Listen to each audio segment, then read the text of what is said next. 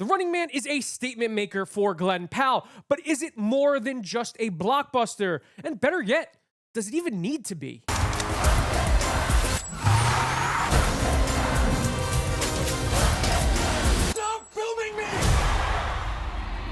The Running Man is a 2025 dystopian action thriller and a remake of the 1987 film of the same name starring Arnold Schwarzenegger. Both films are adaptations of the Stephen King novel of the same name, with this version apparently being far more faithful to the source material. The film is directed by one of my personal favorite directors, Edgar Wright, whose filmography speaks largely for itself, and stars a Glen Powell who is a star that is continuing to rise through the ranks, one hit film at a time. This movie is a major test for Powell as it is his first time leading an action film on his own without an ensemble. The team of Wright and Powell had me fascinated from day one, but what exactly is The Running Man and why does it matter now more than ever? In the near future, entertainment has gone full dystopia. The biggest show on TV isn't a talent contest or dating drama. It is The Running Man, a live streamed death game where ordinary people are hunted for sport for the chance at insane cash prizes while millions watch from home. Glen Powell stars as Ben Richards, a working class guy who's out of options and willing to risk everything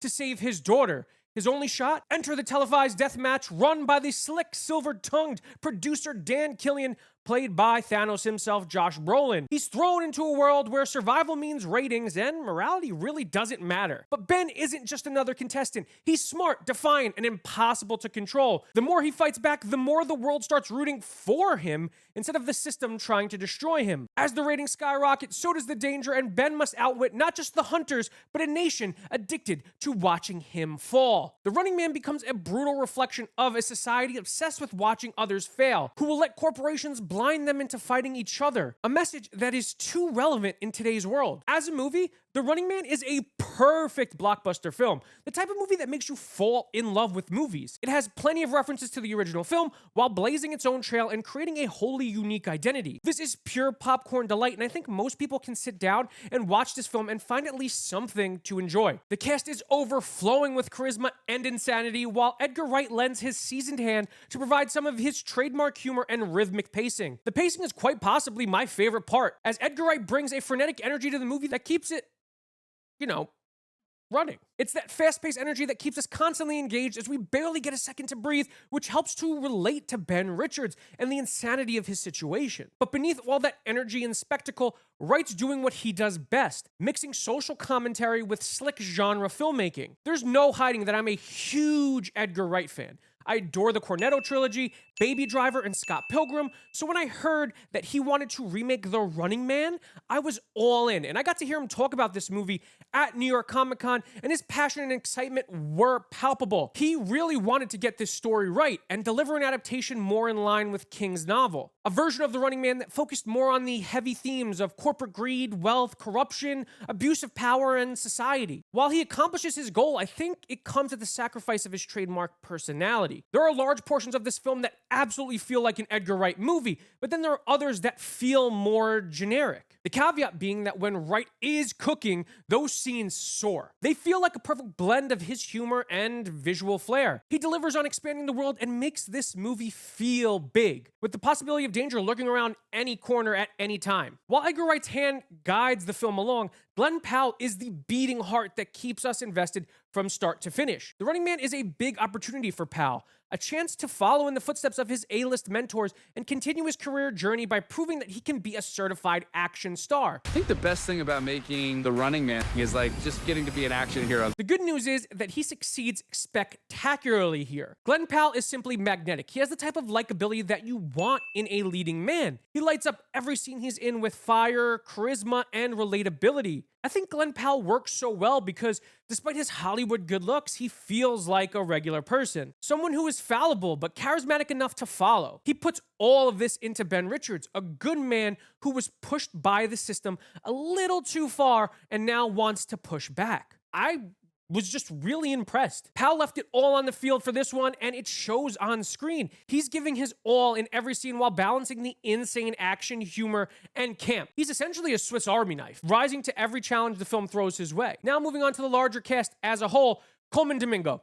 Perfect. No notes. I have a sickness, and the only prescription is more Bobby T. Honestly, though, I just love Colman Domingo. I think he's one of the most entertaining actors working right now, and he injects all of the cool swagger into his Bobby T performance. Selfishly, I wish the movie found more ways to fit Bobby T into the film, because it would have gave us more Colman Domingo. Now, while he was expected to be a scene stealer, the true scene stealer of this movie is actually Michael Cera.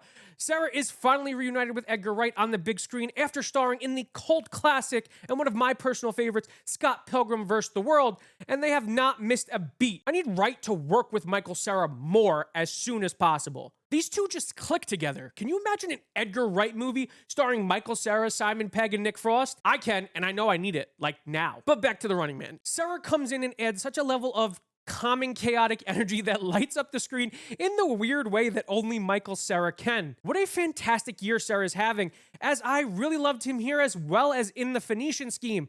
I need him to keep this momentum up going into the second half of the 2020s because he's doing such a wonderful job. You have Lee Pace, who's great as the leader of the Hunters, the cool and enigmatic McCone. His calm, cool, and collected demeanor is the perfect foil to the crazed, chaotic energy of Ben Richards. Pace, who has his face covered for most of the film, is a master at building characters from the ground up, and McCone is no different. The one performance I'm a little torn on is from Josh Brolin, because his performance is good for what he's being asked to do.